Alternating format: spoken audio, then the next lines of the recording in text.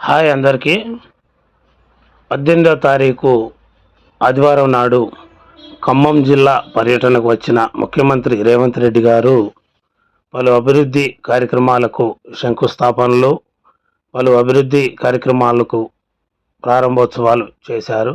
హెలికాప్టర్లో ముద్దులపల్లి గ్రౌండ్లో దిగిన ముఖ్యమంత్రి రేవంత్ రెడ్డి గారికి స్థానిక నాయకులు, లీడర్లు, నూతనంగా ఎన్నికైన సర్పంచులు, తదితర ఖమ్మం కార్పొరేటర్లు, మేయర్లు, పట్టణ అధ్యక్షులు అందరూ స్వాగతం పలికారు. బొకేలు ఇచ్చి ఫోటోలు దిగడం జరిగింది. ప్రతి ఒక్కరు రేవంత్ రెడ్డి గారిని కలిసిన వారిలో ముఖ్యులు కూడా ఉన్నారు.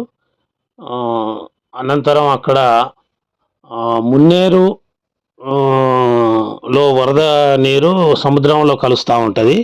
ఆ నీరుని మనం పాలేరు అంటే మన సాగర్ కెనాల్ ద్వారా అంటే మనం యూజ్ చేసుకోవటం కోసం, ఈ సముద్రంలో కలవకుండా ఆ వాటర్ని యూజ్ చేసుకోవటం కోసం అక్కడ ఒక లిఫ్ట్ ఏర్పాటు చేసే అది కూడా వారు దాన్ని శంకుస్థాపన చేశారు. దాని గురించి కూడా పూర్తిగా మన భారీ నీటిపారుదల శాఖ మంత్రి ఉత్తమ్ కుమార్ రెడ్డి గారు పూర్తి వివరంగా తెలియజేయటం జరిగింది. అనంతరం శంకుస్థాపన కార్యక్రమం తర్వాత బీఎస్సీ నర్సింగ్ చదివిన విద్యార్థులతో ముఖాముఖి ఏర్పాటు చేశారు. వారందరూ కూడా సంతోషంగా చదువుకుంటున్నాము, మాకు అన్ని ఫెసిలిటీస్ కల్పించినందుకు కృతజ్ఞతలు తెలియజేయటం జరిగింది. అదేవిధంగా స్థానికులు, లీడర్లు చాలామంది కూడా ముఖ్యమంత్రి గారికి స్థానిక సమస్యలు వారికి దృష్టికి తీసుకెళ్లటం జరిగింది. ముఖ్యమంత్రి గారు సానుకూలంగా స్పందించారు. ఖమ్మం జిల్లాని గుండెల్లో పెట్టుకొని చూసుకుంటానని వారు తెలియజేయటం జరిగింది. అనంతరం జరిగిన సమావేశంలో వక్తలు కూడా మాట్లాడారు. చాలామంది కూడా ఉత్సాహంగా పాల్గొన్నారు. సీఎం గారు ఖమ్మం జిల్లా రావటం చాలా సంతోషమని, తుమ్మల నాగేశ్వరరావు గారు కూడా వారికి శాలువాతోటి సన్మానించి ఆహ్వానించటం జరిగింది. అనంతరం జరిగిన కార్యక్రమంలో వారు శిలాఫలకాలను ఆవిష్కరించారు. శిలాఫలకాలని ఆవిష్కరించిన కార్యక్రమంలో స్థానిక నాయకులు, లీడర్లు, మంత్రులు, ఎమ్మెల్యేలు, ఎంపీలు అందరూ కూడా పాల్గొనడం జరిగింది. ఉత్సాహవంతంగా ఈ కార్యక్రమం జరిగింది అని తెలియజేశారు. కాంగ్రెస్ శ్రేణులు కూడా భారీ ఎత్తున హాజరయ్యారు. పెద్ద ఎత్తున హాజరై వారి యొక్క సీఎం గారి పర్యటనని విజయవంతం చేశారన్నమాట. అనంతరం జరిగిన ముఖాముఖి కార్యక్రమంలో బీఎస్సీ నర్సింగ్ చదివిన విద్యార్థులకు, అంటే ఇప్పుడు ప్రపంచంలో కేవలం టెక్నికల్గా కాకుండా ఈ హాస్పిటల్లో అంటే వైద్య రంగంలో కూడా అనేక ఇవి ఉన్నాయని చెప్పని, ఇది మనకి మున్నేరు ద్వారా వాటర్ లిఫ్ట్ చేసేది అక్కడ మనకి ప్రదర్శన చేశారు. అది కూడా ముఖ్యమంత్రి గారు తిలకించి దాని మీద కూడా వారు ఓకే చేసి ఆ పనులు కూడా త్వరలో ప్రారంభించాలని తెలియజేయటం జరిగింది. అనంతరం శంకుస్థాపన కార్యక్రమం కూడా చేయటం జరిగింది. అదేవిధంగా అక్కడ స్థానిక నాయకులు కూడా పాల్గొన్నారు. Please subscribe my channel. వారి ప్రసంగం ఇప్పుడు మనం తిలకిద్దాం.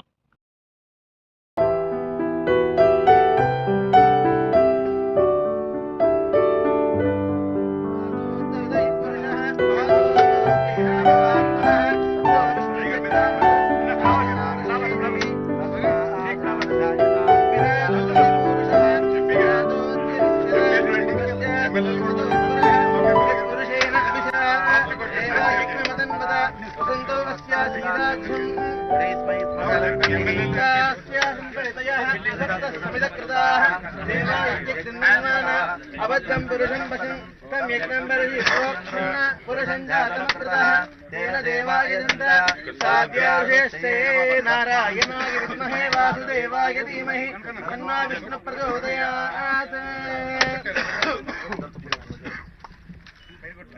हिरण्यवर्णां हरणीं चन्द्रामिरण्महीं लक्ष्मीं जातवेदो ममावह तामवह जातवेदो लक्ष्मीं नवगामिनीं यस्यामिरण्यं विन्दे हङ्गामश्वं पुरुष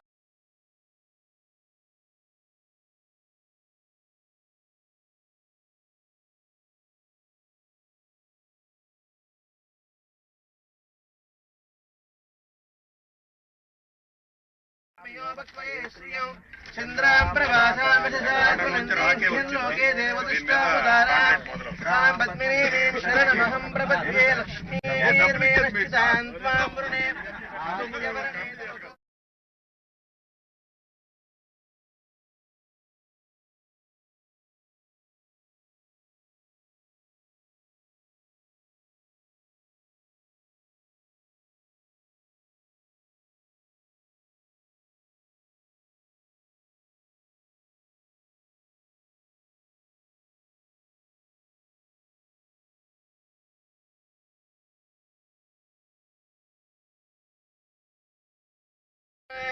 महादेव्यै च विद्महे विष्णुपत्नी च धीमहि तन्नो लक्ष्मी प्रचोदयात् अयं मुहूर्तस्तु मुहूर्तोऽस्तु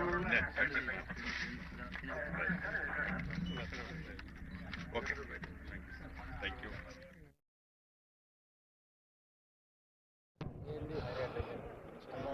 గౌరవ రాష్ట్ర ముఖ్యమంత్రి వర్యులు శ్రీ రేవంత్ రెడ్డి గారికి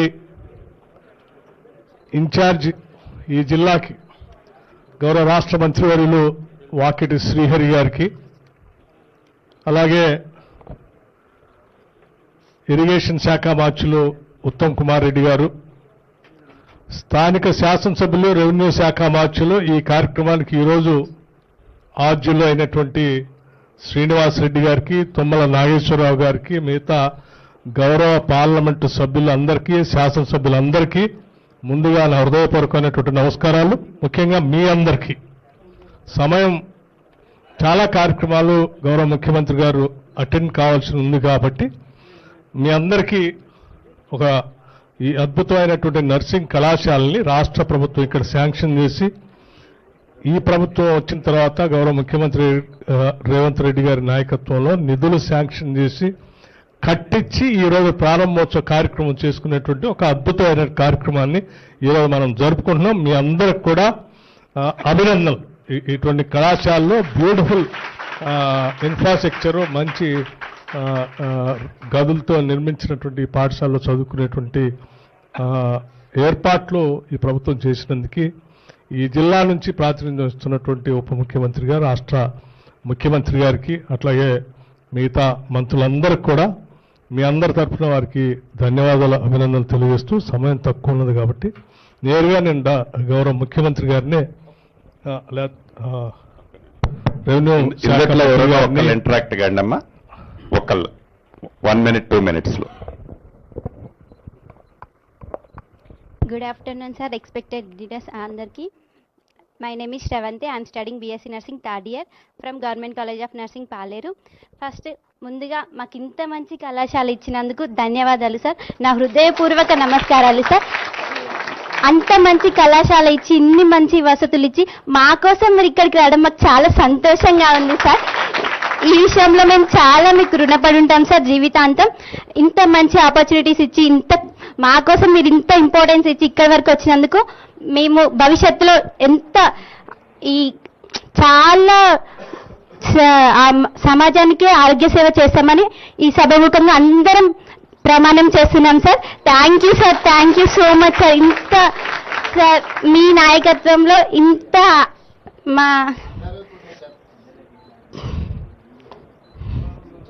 మీ ఫ్రెండ్స్ అందరు ఒప్పుకున్నట్టేనా? ఒప్పుకున్నారు సార్. మరి గట్టిగా చప్పట్లే కొట్టట్లేదు చెప్తున్నాను. Thank you so much, sir. Thank you so much, sir. This valuable opportunities for. గౌరవ ముఖ్యమంత్రి గారికి, ఉప ముఖ్యమంత్రి గారికి, ఇన్ఛార్జి మంత్రి గారికి, ఉత్తమన్నకి, అధికారులు, నర్సింగ్ స్టూడెంట్స్, మీడియా మిత్రులందరికీ నమస్కారం. చాలా సంతోషం. ప్రజాప్రభుత్వం వచ్చిన తర్వాత గౌరవ ముఖ్యమంత్రి గారు, ఫైనాన్స్ మంత్రి, ఉప ముఖ్యమంత్రి గారి సహకారంతో ఈ పాలేరు నియోజకవర్గంలోని ఈ నర్సు కాలేజీస్తో పాటు హాస్టల్ను కూడా అద్భుతంగా లేటెస్ట్ టెక్నాలజీతో లేటెస్ట్ ఫుల్ ఫెసిలిటీస్తో నిర్మించడం జరిగింది. ఈ నియోజకవర్గ పక్షాన గౌరవ ముఖ్యమంత్రి గారికి ఉప ముఖ్యమంత్రి గారికి మనస్ఫూర్తిగా కృతజ్ఞతలు ధన్యవాదాలు తెలుపుకుంటూ ఇప్పుడు గౌరవ ముఖ్యమంత్రి గారిని మాట్లాడవలసిందిగా కోరుతున్నాను. నర్సింగ్ కళాశాల ప్రారంభోత్సవంలో పాల్గొన్న ఉప ముఖ్యమంత్రి వర్యులు బట్టి విక్రమార్క గారు, జిల్లా ఇన్ఛార్జి మంత్రివర్యులు వాకిటి శ్రీహరి గారు, పెద్దలు ఉత్తమ్ కుమార్ రెడ్డి గారు, మీ అభిమాన నాయకుడు స్థానిక శాసనసభ్యులు రెవెన్యూ శాఖ మంత్రివర్యులు పొంగులేటి శ్రీనివాసరెడ్డి గారు, నర్సింగ్ కళాశాల విద్యార్థులకు, మీ టీచింగ్ స్టాఫ్కు అందరికి కూడా నూతన భవన ప్రారంభోత్సవ శుభాకాంక్షలు. ప్రధానంగా రాష్ట్ర ప్రభుత్వానికి ప్రాధాన్యతలో ఎడ్యుకేషన్ అండ్ హెల్త్, పేద ప్రజలకు రాష్ట్ర ప్రభుత్వం అందించగలిగింది నాణ్యమైన విద్య, నాణ్యమైన వైద్యం. ఈ రెండింటిని ప్రాధాన్యత క్రమంలో పెట్టుకొని ఈరోజు రాష్ట్ర ప్రభుత్వం అన్ని రకాల ప్రయత్నాలు చేస్తున్నది. నూతనంగా బీఎస్సీ నర్సింగ్లో జాయిన్ అయిన మీ అందరికీ అభినందనలు తెలియజేస్తూ, మీ అందరికీ నా సూచన ఒక్కటే, సమాజంలో వైద్యానికి వైద్యుడికి ఉన్న ప్రాధాన్యత అందరికంటే మొదటి ప్రాధాన్యతగా చూస్తారు. ఆరోగ్యం బాగలేనప్పుడు, ప్రాణ సంకటం వచ్చినప్పుడు ప్రజలు వచ్చేది వైద్యుడి దగ్గరికి. దేవుడి మీద ఎంత నమ్మకం ఉంటుందో వైద్యుడి మీద కూడా అంతే నమ్మకం, విశ్వాసం పెట్టుకొని మీ దగ్గరకు వస్తారు. మీ ఉద్యోగ ప్రయాణంలో మీ నిర్లక్ష్యము ఒక ప్రాణం ఖరీదుగా మారొచ్చు ఒకసారి. ఆ ప్రాణం ఆ కుటుంబానికి 100% జీవనాధారం కూడా అయి ఉండొచ్చు. కాబట్టి మీ విధి నిర్వహణలో మీకు వ్యక్తిగతంగా ఏవైనా సమస్యలు ఉండొచ్చు, వ్యక్తిగతంగా మీ అయిష్టాలు ఉండొచ్చు.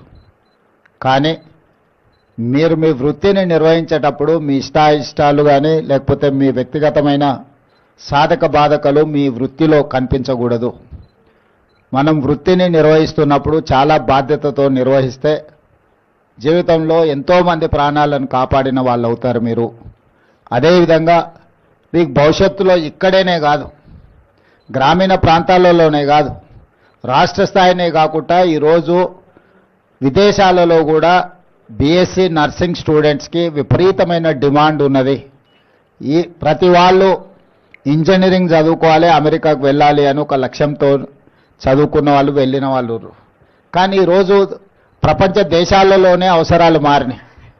ఈరోజు ఇంజనీరింగ్ చదువుకునే వాళ్ళకంటే నర్సింగ్ సైడు, మెడికల్ సైడు ప్రపంచంలో ఎన్నో గొప్ప గొప్ప అవకాశాలు ఎదురు చూస్తున్నాయి. ఈ మధ్యకాలంలో విదేశీ పర్యటనకు వెళ్ళినప్పుడు జపాన్, జర్మనీ, సౌత్ కొరియా లాంటి దేశాలు నేను వెళ్ళినప్పుడు ఆ దేశంలో అక్కడుండే ప్రభుత్వాలను కలిసినప్పుడు మీరు ఎంతమందిని పంపించినా నర్సింగ్ చదువుకున్న వాళ్ళను మా దేశానికి పంపించండి, వేలల్లో కాదు లక్షలాది మందిని పంపించినా కూడా దాదాపుగా ఒక జపాన్లోనే more than 1 lakh nursing students demand ఉన్నది. జర్మన్లో కూడా ఈక్వల్లీ. ఏంటంటే జపాన్లో ఏజింగ్ పాపులేషన్ అంటే 70 సంవత్సరాలు పైబడి 100-110 సంవత్సరాల వయసు ఉన్న వాళ్ళ జనాభా అత్యధికంగా ఉన్నది.